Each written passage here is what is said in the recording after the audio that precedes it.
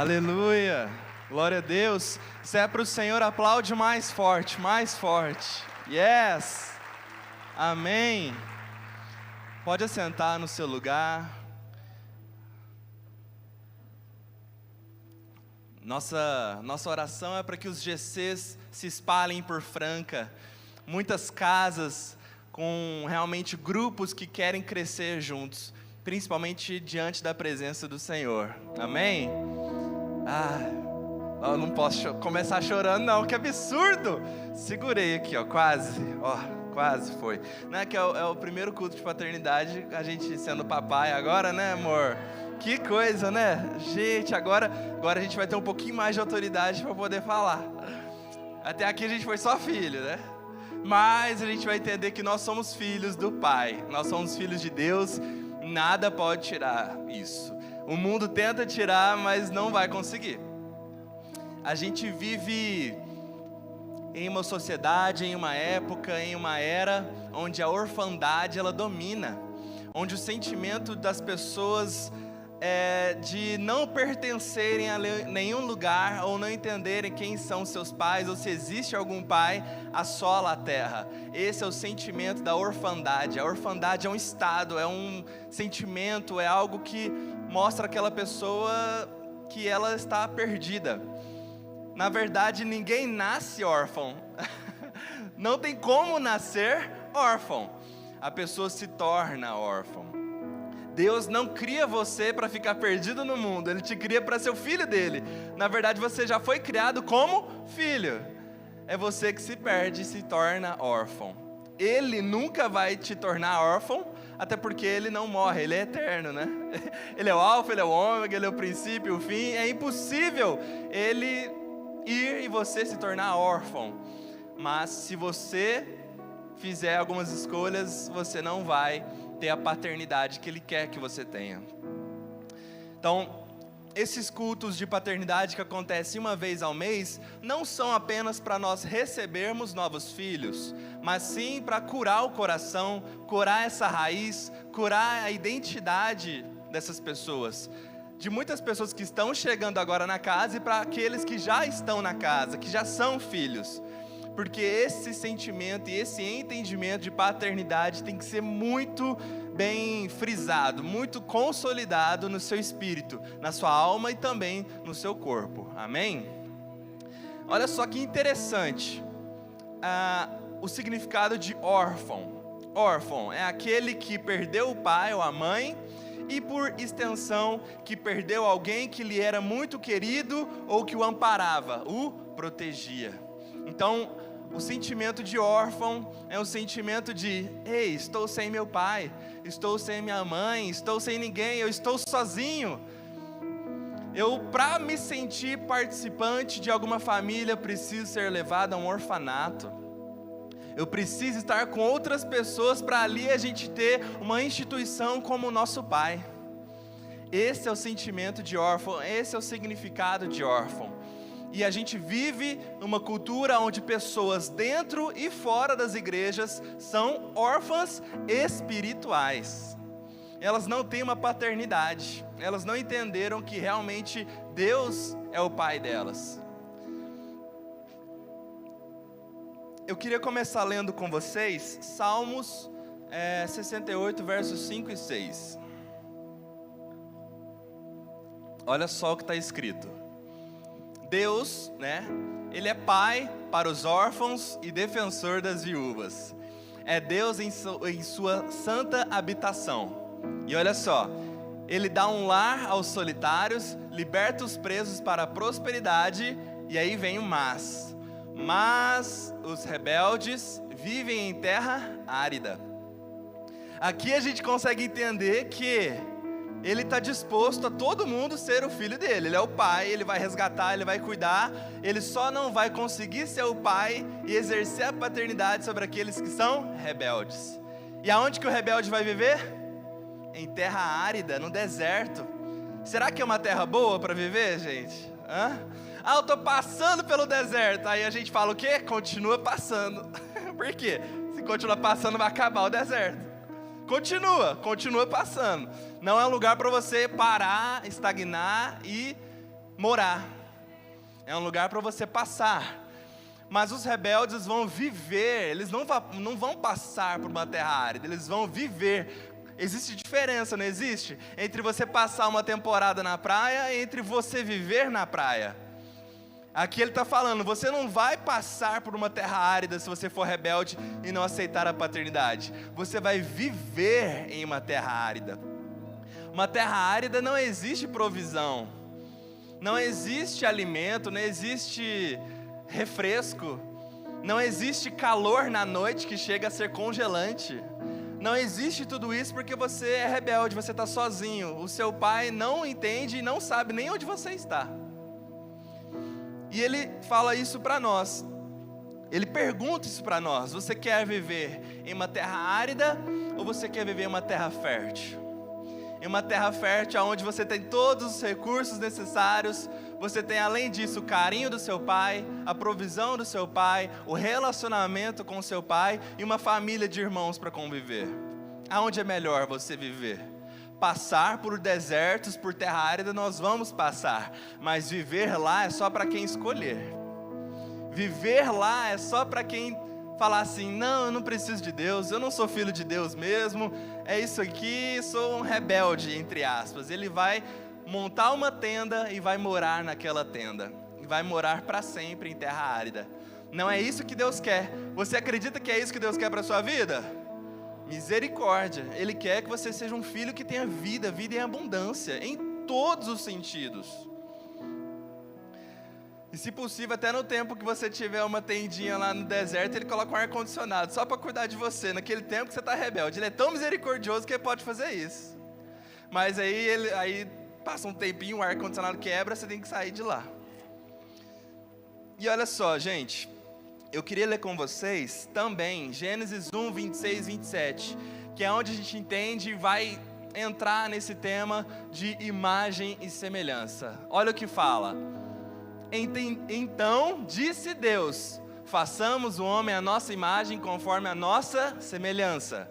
Domine ele sobre os peixes do mar, sobre as aves do céu, sobre os grandes animais da terra e sobre todos os pequenos animais que se movem rente ao chão. E aí criou Deus um homem à sua imagem, a imagem de Deus o criou, homem e mulher os criou. Ai, qual que é a minha identidade? Quem sou eu? Eu sou advogado. Eu sou empresário. Não, você está. Isso é algo passageiro dessa terra. É uma função. Na identidade, nós somos filhos de Deus, criados à imagem e criados à semelhança. Agora, por que imagem e semelhança? Não é a mesma coisa? Parece assim, não parece? Imagem é porque nós fomos criados realmente iguais a Ele, em aparência. E semelhança remete ao modo de agir. Nós operamos como Ele, nós agimos como Ele. Então você foi feito à imagem e semelhança, você foi feito como Ele é e para operar como Ele opera, para agir como Ele age. Então aqui a gente vê, um peão e uma peça ali de xadrez do rei. Existe a imagem dos dois que eles são iguais, eles são peças de um tabuleiro, não são? São iguais, são peças. Só que esse espelho traz uma visão espiritual de que o peão tem uma semelhança com o rei, ele age como um rei. Quando ele entende a sua posição de filho, ele fala, eu posso agir como o rei age, eu posso fazer como ele faz. Então, na imagem e semelhança de Cristo, terrenamente nós somos esse peão, mas de forma espiritual nós somos como o rei. Nós somos filhos do rei, agimos e podemos agir como o rei age. Amém? Então você foi criado à imagem e semelhança do Pai. Você é uma peça para mudar e modificar o mundo, mas você vai agir como o rei age. Tá vendo que aqui não tem outro peão ali para mostrar que eu vou agir como outro peão? Não, eu vou agir e vou mover como um rei move, como o rei dos reis move, né? Então, quando a gente entende isso, de verdade, as dificuldades do dia a dia, os sofismas, as mentiras, as provocações, as calúnias, as difâmias. Tudo que você recebe, isso cai por terra, porque você fala, ei, eu sou humano, eu sou de carne e osso, mas a minha identidade é como rei. Eu opero como rei, eu sou filho dele. Eu tenho o direito total de agir como ele age, como ele opera, porque eu fui feito à imagem e à semelhança de operação dele. E mais detalhes a gente consegue encontrar em 1 Colossenses 1, verso 15 a 17, exatamente. Aqui fala sobre Jesus, e está escrito: Ele é a imagem do Deus invisível, o primogênito sobre toda a criação, pois nele foram criadas todas as coisas, nos céus e na terra, as visíveis e as invisíveis, sejam tronos, sejam soberanias, poderes ou autoridades. Todas as coisas foram criadas por Ele e para Ele. E nele é antes de todas as coisas, e nele tudo subsiste. Jesus foi colocado nesse mundo, foi enviado a este mundo para trazer uma revolução em nossas vidas. Trazer esse espelho espiritual e mostrar, ei, vocês não são só humanos, vocês não são só carne e osso, vocês são filhos do mesmo Pai que eu também sou. Eu vim mostrar isso. Então, eu sou a imagem do Deus invisível. Eu sou também uma peça como vocês são. Eu vim como homem, ele veio como homem, sofreu dores de homens. Mas ele já entendia que ele já era, o caráter dele já era de rei, a operação dele já era de rei. Então para ele não havia problema vir e se transformar como um peão, vir e se transformar como um mero humano, porque ele já entendia, eles já tinham esse projeto dentro deles. E existe um exemplo muito forte de paternidade, esses dias andando de bicicleta, né? Aí é incrível como a gente atrai. Acho que fazia umas 2 semanas que a gente tinha, né, descoberto o bebê, gravidez. E aí você anda de bicicleta, né? Tava lá, tal. Aí, gente, eu vi uma bicicleta mais alta e a de trás, menorzinha, com capacete, né? Era criancinha pedalando atrás do pai. E eu tava assim, meio longe deles, eu vi, rapaz, o menino pedalando assim, ó. Mas muito, pensa nas perninhas do menino assim, ó. Muito rápido. Eu falei, meu Deus, esse menino é muito rápido, ele está junto com o pai. E o pai no gás, e o menino pedalando. Eu falei, como? Né? A perninha dele não consegue desse jeito. Aí chegando mais perto, passando de lado, eu vi que as bicicletas eram interligadas. Era junto a bicicleta. A bicicleta dele era uma bicicleta e tinha um eixo que tinha um pino central que ligava a bicicleta da frente. Na hora que eu passei, o pai olhou para mim e riu. Eu não fiz nada, nem barulho. Ele olhou para mim e riu, tipo assim, é isso. E o menininho atrás pedalando, olhando para baixo assim. Mal o menino sabia que o esforço todo era do pai. Gente, olha isso no mundo espiritual. Quem é esse pino central que liga Deus ao homem? Jesus. E não importa o que a gente faça, se eu parar de pedalar, ou pedalar muito, ou querer fazer todo o meu esforço, é Ele quem nos conduz.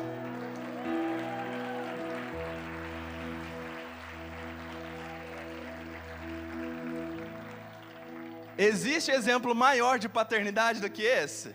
Aquele menino entendeu que é filho, sentou ali na bicicletinha dele e falou, vou fazer a minha parte também. Vamos achar, mas é facinho a gente projetar também, pôr um eixo ali, ó, engenheiro Marcos, tranquilo. Gente, olha esse exemplo de paternidade. E por que aquele pai olhou para mim e riu? Por quê? Não é possível, ele queria passar alguma mensagem. A mensagem, ei, meu filho está comigo, está tudo certo. Ele pode tentar fazer o que quiser, o menino virava às vezes para o lado, não ia. Não ia, porque o pino central, o eixo central que ligava eles era Jesus. E Jesus já havia morrido na cruz por aquele menino. Jesus já havia derramado o seu sangue por nós.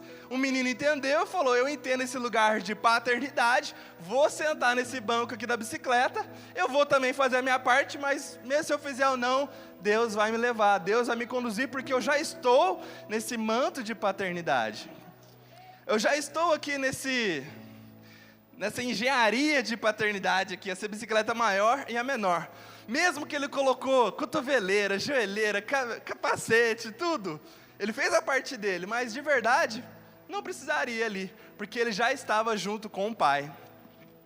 Quantas outras pessoas, ou quantas outras crianças, talvez ali naquele momento, poderiam estar pedalando o mesmo que aquele menino, mas não estariam no mesmo lugar que ele está, porque eles não estão sobre aquele manto de paternidade, eles estão fora. Eles não reconheceram que são filhos. Eles estão em terra árida. Eles estão sozinhos. Estão sem alguém que os conduz, que os lidera, que os guia. Não encontraram o pino central para conectar a bicicleta deles na bicicleta do Pai. Não encontraram Jesus. Quando eu encontro Jesus, não que tudo acaba, mas tudo começa. Tudo velho acaba, mas tudo novo começa. Eu me ligo ao Pai e dali é uma nova vida.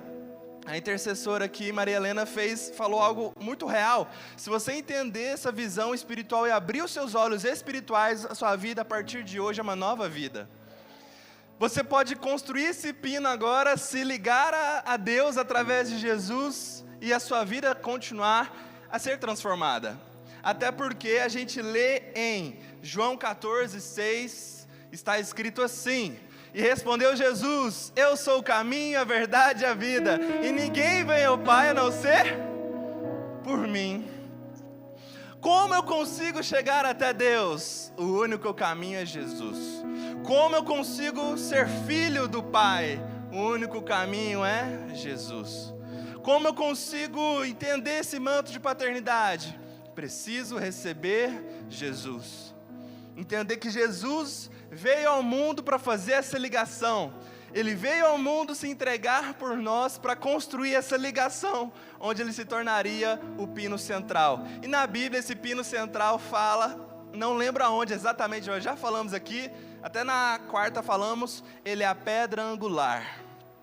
Ele é a pedra, ele é a rocha de onde tudo sobreveio. Vamos ver mais um pouquinho sobre como que eu conheço Jesus, como que eu conheço Deus, o Pai. A gente vai ler agora João 14, versos 7 a 13.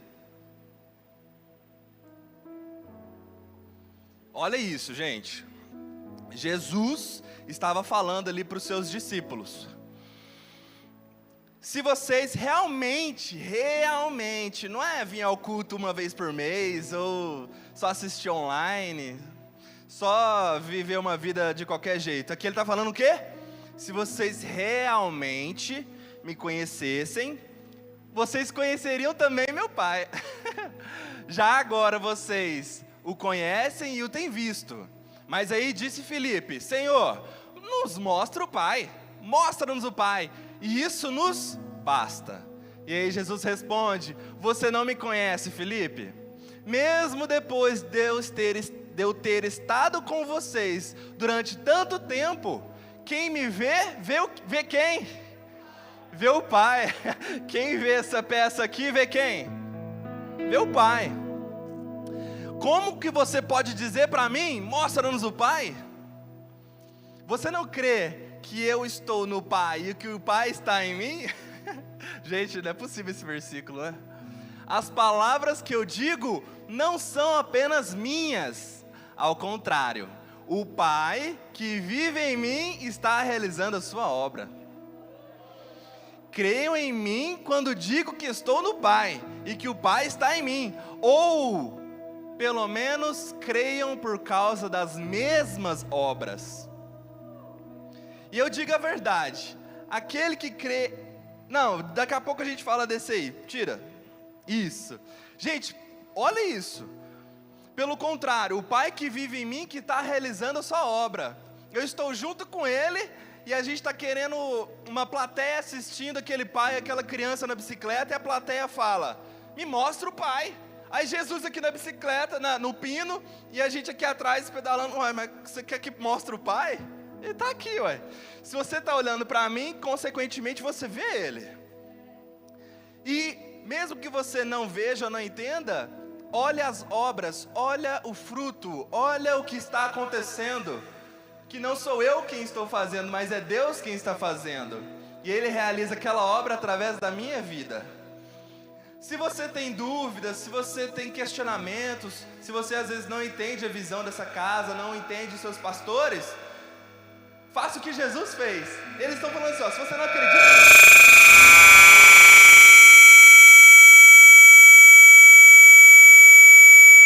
julgue o fruto. Quem está falando? Qual é o fruto daquela vida? Qual é o resultado que ele tem? Quais são as vidas que foram impactadas por aquilo? O diabo vem para matar, roubar e destruir, nos confundir. E ele quer falar para você, não, esse aqui não presta. Não, esse caminho aqui é muito melhor. Não, para que ficar com sua esposa? Vai trair ela com essa aqui, muito melhor.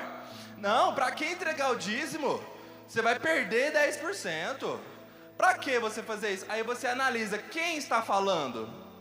Nossa, é o diabo. Você acha que de verdade o diabo vai te dar algum bom conselho? Quais são os frutos que o diabo tem? De morte, de peso, de agonia, de depressão, de quebradeira financeira, de saúde debilitada. É isso que o diabo tem. E se você escuta o que ele tem, você vai viver o que ele quer que você viva. Aí você não vai estar escutando o seu pai e nem reparando nas obras que ele está fazendo. O diabo é o pai da mentira. Olha só. Então, a quem realmente eu quero dar ouvidos? Quais são os frutos que aquele interlocutor está me passando, que aquela pessoa está me falando? Eu preciso analisar isso. E aí a gente vem para o restinho desses versículos. E digo a verdade. E aquele que crê em mim fará também as obras que eu tenho realizado. E aí vem, e fará coisas ainda maiores do que estas, porque eu estou indo para o meu Pai. E eu farei que vocês pedirem em meu nome para que o Pai seja glorificado no Filho. Naquele momento Jesus já estava conversando com seus discípulos, se despedindo, porque ele já ia embora. Mas ele falou assim, ó, fica tranquilo. Aí tem outras passagens que falam, eu vou deixar o Espírito com vocês e tal, mas entenda o poder de vocês serem filhos. Como eu vim aqui mostrar para vocês que vocês são filhos, vocês não são órfãos. Não existe mais o espírito de orfandade aonde Jesus entra. Não existe mais escuridão aonde a luz de Deus, a luz de Jesus entra. Mesmo que você entre num quarto muito escuro, mesmo com a luz do celular, quando você liga ali, aquelas trevas já perdem a força. Já fica muito menos escuro do que se não tivesse a luz. E quanto mais eu me encho de Deus, mais eu me encho de Jesus, mais aquele quarto se clareia. Mais aquele quarto fica repleto da glória dEle, da presença dEle. E tudo que nós queremos é que o nosso quarto, a nossa vida, a nossa família esteja repleta da glória dEle, repleta da presença dEle. E olha só o que está escrito em 1 João 3, verso 1 e 2. Vejam como é grande o amor que o Pai nos concedeu. Sermos chamados filhos de Deus. Que de fato somos. Ah não, você não é filho, você é um desigrejado, você é de lá para cá. Não, você não é filho. Ele está falando, você é filho, e de fato você é filho. E olha só, por isso o mundo não nos conhece, porque não o conheceu. Nossa, mas o povo do meu trabalho não me entende. O povo da minha família não me entende, minha mãe não me entende, meu pai não me entende. Aqui fala, eles não te entendem porque eles não conheceram um pai. Então filhos que não são da mesma família, não conseguem entender os filhos daquela outra família. Os filhos das trevas, do mundo, não conseguem entender porque eles não têm o pai que nós temos, que somos filhos da luz. Aí acaba tendo o quê? Briga de irmão. Briga daqui, briga dali, seu pai é isso, seu pai é aquilo. Mas eu estou tranquilo porque você não conhece o meu pai, como eu o conheço. Não, você não pode falar isso da minha mãe. Não, por que não? Porque você não conhece como eu a conheço. Você não pode falar de Deus assim, porque você não conhece como eu conheço. Você não pode falar do meu pai, da minha mãe, do apóstolo Marcos, da apóstola Vânia, dessa forma, porque você não conhece como eu conheço. O mundo não vai te entender, na verdade nunca vai te entender, porque o mundo não conhece o Pai que você conhece. Então eles não precisam te entender, eles não precisam te compreender. É você que tem que agregar na vida deles e transformar a vida deles. Mesmo sem eles entenderem, você vai demonstrar o amor de Deus e trazer eles para o Pai. Tirar eles daquela terra árida, naquela tenda furada, e trazer eles para o conforto da casa do Pai. Áreas verdejantes, assim como no Salmo 23, né? Ele nos leva à mesa, Ele nos leva a ter pastos verdejantes. Ele não quer a gente carente, necessitado, pobre, arrebentado, com um casamento arrebentado, com a família dividida. Não é isso que Deus quer para a nossa vida. Ele quer algo muito maior. E olha só que presente que a gente tem e a gente recebe lá através de Lucas 11, verso 11 a 13. Olha só o que está escrito. Isso, ó. Não, é Lucas 11. Isso, ó. Qual pai do meio de vocês, se o filho pedir um peixe, em lugar disso lhe dará uma cobra? Ou, se pedir um ovo, imagina seu filho pedindo um ovo, pai, me dá um ovo, você vai dar um escorpião. Se vocês, apesar de serem maus, nós somos maus na essência, gente, nós somos maus. Mesmo a gente sendo mal, a gente sabe dar coisas boas aos nossos filhos, quanto mais o Pai que está nos céus dará o Espírito Santo a quem pedir. Você viu que aqui não fala, vou dar tudo, vou dar riqueza, vou dar dinheiro, vou dar tudo. O que ele dá? Vou dar o Espírito Santo. Existe algo mais necessário e mais valioso do que o Espírito Santo na nossa vida? Aqui fala que não.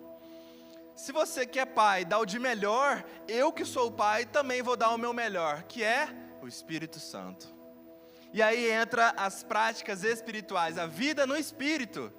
É você orar em línguas, meditar na palavra, jejuar, confessar a palavra, ter um tempo a sós com o Pai, se relacionar com Ele, porque esse é o maior presente que Ele pode te dar, o Espírito Santo. E com o Espírito Santo e buscando Ele acima de todas as coisas, tudo vai ser acrescentado, porque tudo é o resto. Quando eu tenho acesso à casa do meu Pai, eu tenho acesso a tudo. Eu tenho a chave, eu tenho o controle do portão lá, eu chego lá na casa dos meus pais, abro a geladeira, eu como o que eu quero. É verdade. Nossa criancinha, quando chegar, vai falar na casa da vovó, come tudo. É isso. Eu não preciso ajoelhar no pé do meu pai e falar, papai, Supremo Senhor da minha vida, me dá um Danone. Porque eu já tenho um relacionamento com Ele. Agora, os religiosos e as pessoas que não são filhos ficam como? Senhor, faça isso na minha vida, porque ele não tem intimidade com o Pai. E aí o Pai nem sabe quem que ele é. Nossa, por que ele está orando daquele jeito? Se ele fosse meu filho e tivesse intimidade comigo, ele ia só falar assim, Pai, é isso, isso e isso. Eu ia falar, é isso. Então o que te afasta do Senhor é a religiosidade, a incredulidade, a falta de você entregar o seu tempo a Ele. De verdade, se o de mais precioso para Deus foi entregar o Espírito Santo, o que é de mais precioso que a gente pode entregar para Ele? Nosso tempo, nosso coração, as nossas finanças, nosso relacionamento, nosso trabalho. Até porque quem faz o curso Crown entende que nada é nosso, é tudo dele mesmo, tudo dele. Gente, estamos gerando um bebezinho naquela barriga branca linda ali, ó. E nem aquele filho que está sendo gerado é nosso. A Bíblia fala, seus filhos não são seus, são do Senhor. Olha, não é doideira? Nem o nosso filho é nosso. Então, quando a gente parar de pensar no eu, meu, tudo meu, minha igreja, minha estrutura, não, isso aqui não é nada nosso, é tudo do Senhor. A gente só foi chamado para administrar, cuidar, falar, pregar, convidar. Agora, não é nosso, não é nosso. Nossos filhos não são nossos, mas nós somos dele. Ele é meu amado é meu. Eu sou do meu Pai, Ele é o meu Senhor. Ele é o Senhor da minha vida. Eu entrego o controle que antes estava comigo na mão dele e eu conecto a minha bicicleta através do pino central que é Jesus na bicicleta dos céus, né? Deus. Quando eu faço isso, todo o esforço que eu fazia ou tentava fazer para conseguir algo, eu vou conseguir porque Deus está me conduzindo àquele lugar que Ele quer que eu vá. Nossa, mas isso aqui não dá certo. Será que é realmente esse o caminho que Deus estaria te levando, conectado na bicicleta dele? Então você não tem que fazer o que é certo, você tem que fazer o que Deus quer. Nossa, para mim é muito certo abrir essa padaria aqui nessa esquina. Mas é o que Deus quer para você? Você vai estar conectado com a sua bicicleta na bicicleta dele, nessa padaria? Ou você acha que conectou, mas o pino quebrou? Não era Jesus não, era só o pedinte, era só o crente barganhador, que quer algo em troca. Me dá, é o crente me dá, né? Me dá. É o mesmo crente dos 6 horas, né? 6 horas por mim aí? Eita. 6 horas por mim, que eu tô com uma dificuldade. 6 horas, é o crente 6 horas. É o mesmo crente do me dá. É mim mesmo. É feio mesmo. Me dá, ele só quer as mãos do Pai, ele não quer os pés do Pai. Ele não quer adorar ao Senhor, ele quer o que ele tem para dar. E quando um pai percebe que o filho só está ali pelo que ele dá, ele não consegue entregar o que ele tem. Quando um filho está ali e o pai percebe que ele está apenas pelo que ele dá, o pai não entrega o que ele tem. E o que o pai tem para te entregar? Vida eterna, abundância, tudo que existe, ele tem para te dar. Até em uma última palavra, a gente viu a diferença de herança e legado, né? Que herança é o que você deixa para alguém, legado é o que você deixa em alguém. Deus tem um legado gigantesco para deixar dentro de você, mas você só quer o que Ele tem? Ele vai te dar? Dá, o pai não vai negar. Se a gente quer mal, o filho pede um ovo, a gente não dá um escorpião? Se eu pedir algo para Deus, Ele vai dar. Mas daqui a pouco, se eu falar assim, pai, eu quero isso, eu vou falar assim, eu nem te considero meu filho mais, você não é meu filho mais. Você perdeu o nível de relacionamento, de intimidade que você tinha comigo. Eu não te conheço. É muito forte essa passagem, né?